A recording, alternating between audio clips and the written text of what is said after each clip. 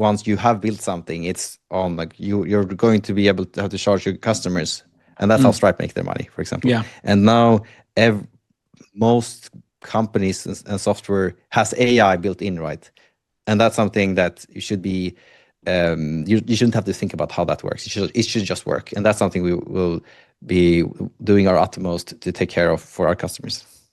Are you upside down on the economics right now in terms of profitability on a per user basis, or is it break even or modestly profitable? Because I do hear that some of these deep research type projects that fire off 50 threads at once, that companies will actually lose money on those, but they're kind of like abstracting that into the overall, or maybe they don't mind losing money every user because the cost of compute and tokens is coming down so dramatically. Walk us through that journey. Yeah.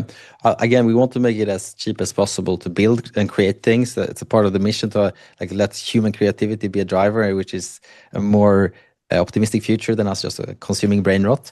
But today we're in a very good place where we can very easily become profitable without big changes to how our business works. So Anton, just to be clear, that's like just gross margin positivity. That's what you're kind of implying there.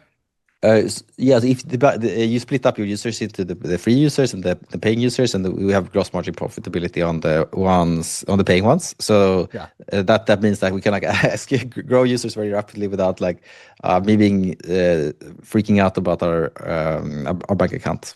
Yeah, your burn rate could get pretty significant, but in today's age, you are facing serious competitors.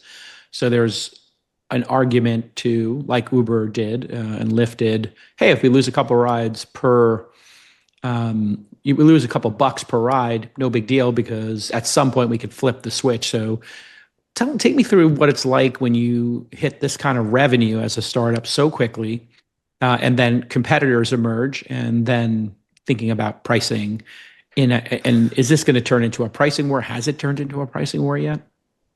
I don't think much about the pricing. I think thinking more about the pricing in our conversation here than I do most weeks.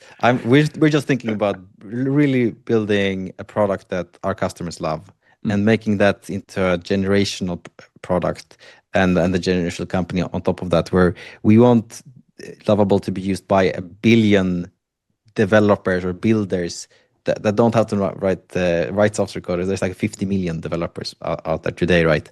And it should be the foundation where people build anything with Lovable.